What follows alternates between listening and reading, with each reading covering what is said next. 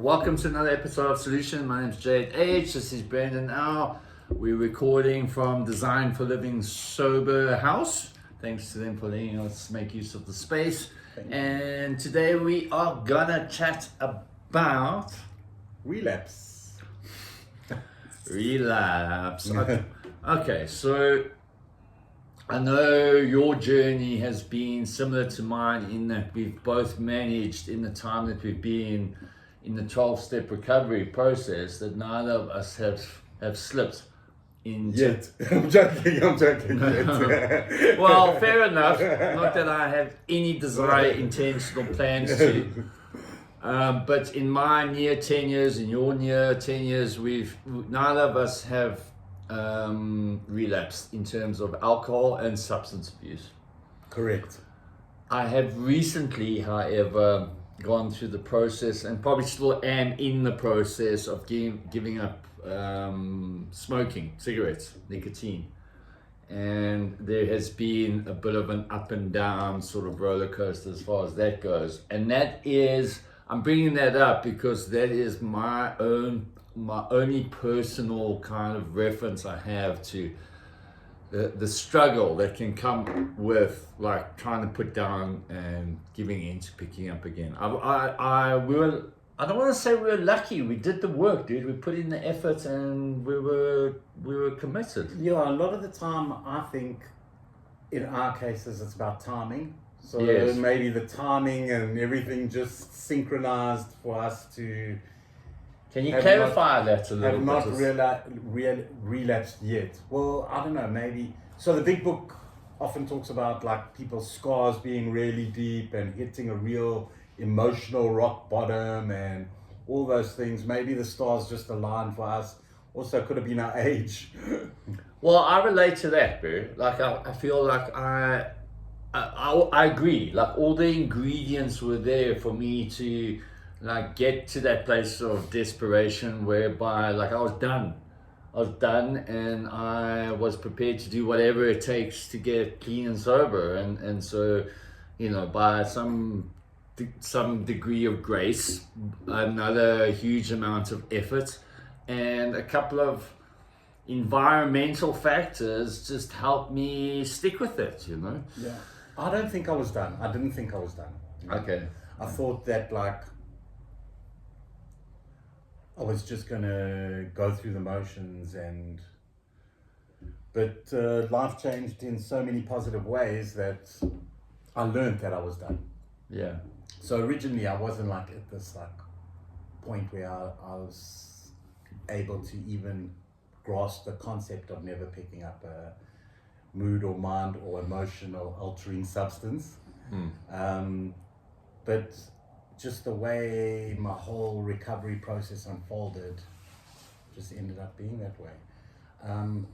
There's often, what I really wanted to bring up in this whole thing, and if I just want to, there's this saying that goes around in rehabs and places and the rooms is that like relapse is part of recovery, which I really don't agree with, and I really don't like the concept. I think relapse is part of addiction. Not to take away from the fact that a relapse can be a super beneficial thing for an individual. That they can learn a lot from the experience and come back 10 times stronger. But the saying of that like relapse is part of recovery really grates me. Yeah, I agree. I mean, I guess what that I'm guessing. I think what people are trying to say when they say that is they're trying to make space for the. It's a fact. Unfortunately, a lot of people do fall off the wagon along the way. So in that sense, I guess that's what they're trying to say. Yeah. Like, you know, it happens. Get back on the wagon and pick up where you left off. And that's kind of like the key sort of point that I would like to talk about is what is the difference between, so in the 12-step modality, it's kind of a bit of a all or nothing kind of framework. Like either you are you are sober and recovering with your clean time attached to that and your multicolored tags, or you're relapsing, right? And there's no room for some kind of gray area. And I get that. Like, like I think to any way, shape or form advocates that relapsing is okay, kind of like is dangerous territory. However, because it does happen, because that is typically what is the case for, I think, it's for most people. Most people It's tend probably to like relapse. a 80% Yeah. stat. Okay. In a guess. In my experience, it's like a 90% stat. Yeah. I would say probably higher, Yeah, 90%. So, So the norm seems to be that people fall off the wagon.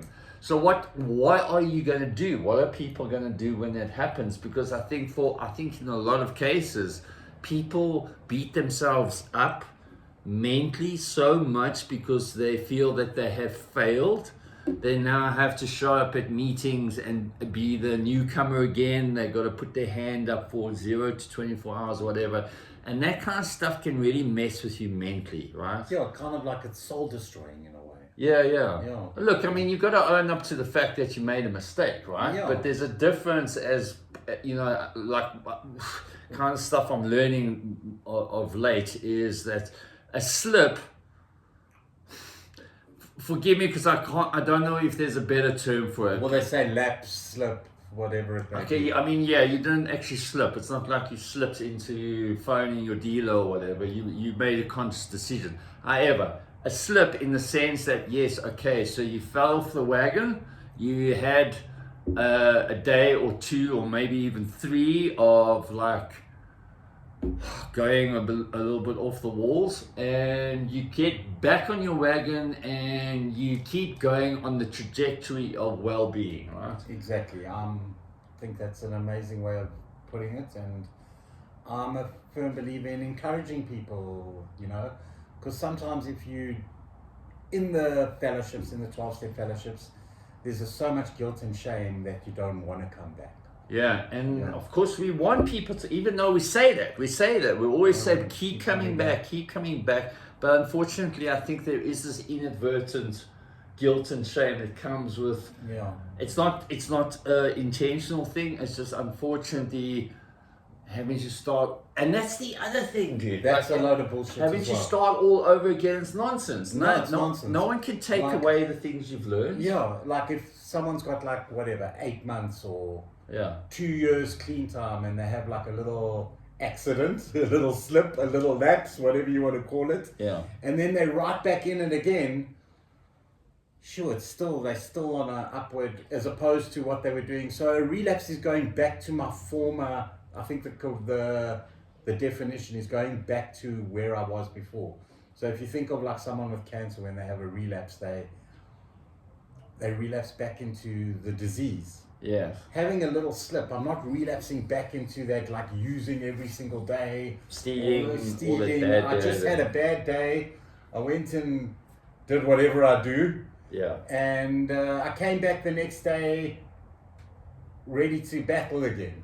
I've got to reiterate this point, dude, and whatever we say in our videos is entirely our opinion. Yeah. I also need to say that I believe Brendon is in no way, shape or form suggesting that relapsing is a good idea.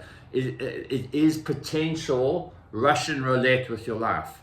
It is, that's the reality. However, all we're just trying to say is that if it happens, how are you going to pick yourself up? And that's really what we're trying to address here, yeah? And that, like, if you do pick yourself up, the sooner you pick yourself up, the better it's going to be. Yeah. The longer you stay out there, the worse it's going to be. Yeah. And it's like we said earlier, there's like so many people relapse, and when they're trying this the first time, the second time, the third time, and all the stuff, like you said, like if I've got 8 months clean time, all that stuff I learned in those 8 months doesn't just disappear because I had one bad day. Yeah. I'm still on that. Like I know I run a support group where there's a guy who for years and years and years has had a problem with crack cocaine, and he used every single day for years and years and years. The consequences were horrific, you know. And in the last 3 years, he's had like 3 little mishaps. I think he's doing phenomenally well. You know what I mean? As opposed to how he was before. Yes. Whereas some people will look at it as like, no, he's not doing well because of what has happened. You know what I mean? I mean, it's very clearly a mistake. Yeah. But it's not. It needed be one that is seen as a catastrophic train smash. Exactly. Right? Again, it's about the psychology. If I'm going to beat myself up to the point where I start to think I just cannot do this thing, that's dangerous. I think it's unhealthy. It's just like, okay, so you haven't quite yet grasped the benefits of this journey. You haven't quite experienced all the rewards that can come with it, and so you're struggling, and that mistake happens. Fine, what are you going to now do about it?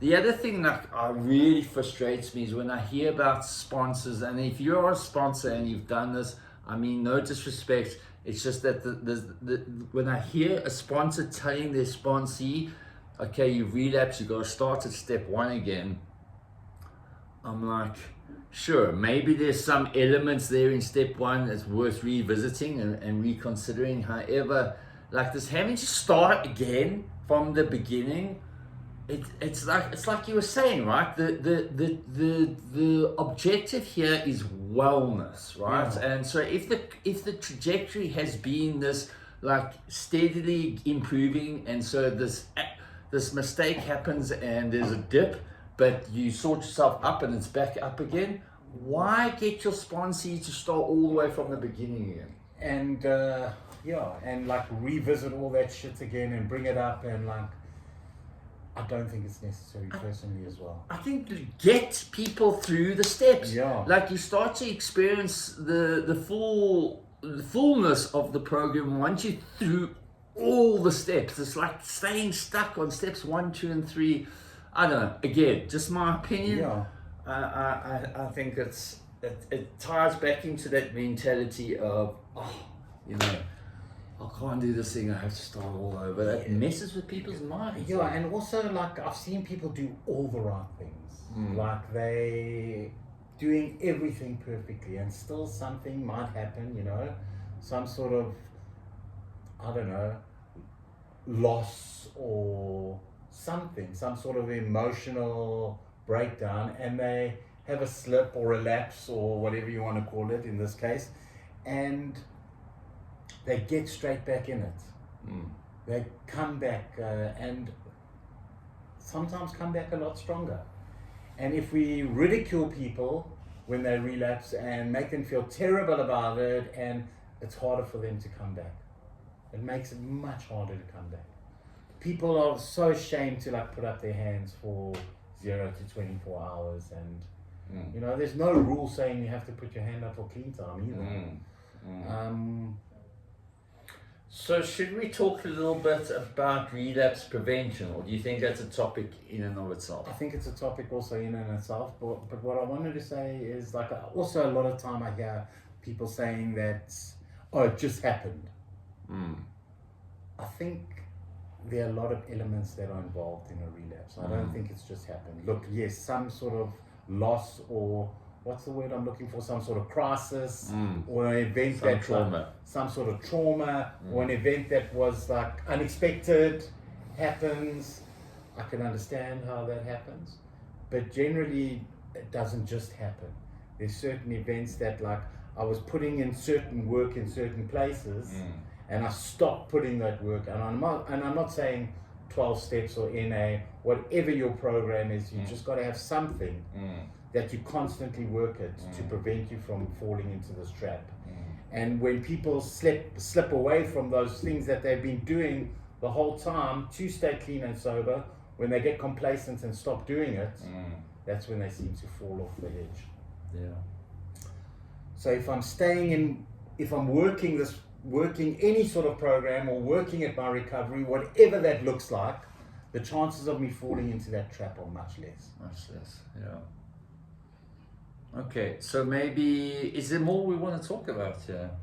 I think I'll covered everything I really want to talk about relapse. It's just that, like, I think it's important for anyone who has relapsed is to be gentle on themselves. You know, you've got an opportunity again to move forward. I don't think you've lost all the work you've put in, and all your achievements through your recovery if you come right back into your recovery. And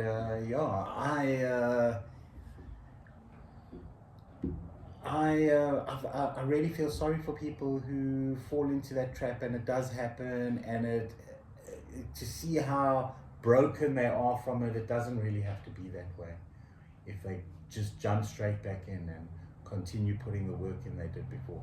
Because if I'm going up, like you said earlier, if I'm going up and I have a little bump and I carry on going up, that's nothing. It's when I fall down into the full-blown. Look, I mean, I don't want to call it, me personally, I wouldn't see it as nothing.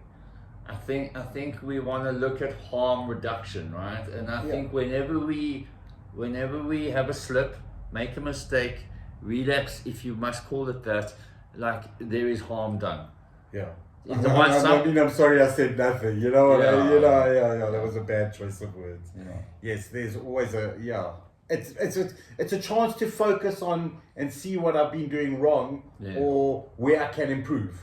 And nothing. I mean, I also think that a certain degree of feeling bad about it is appropriate. I think it's important to acknowledge and recognize that what I did is hurting myself. It's causing disappointment in the people that love me and who are supporting me. All those things. I just 100% agree with you that to beat myself up to the nth degree also doesn't help. Yeah, it doesn't help in any way. If you've relapsed, or maybe you want to stay anonymous about it, if you don't mind sharing your story, maybe hit us up in the comments and share with us your experience around relapsing, what helped you get back on track, etc., etc. We'd love to hear from you. If you like Brendon a lot, give us a thumbs up. If you haven't yet subscribed, please do that. And otherwise, are we done? We're done. We're done. Wherever you are in the world, we hope you have a blessed day.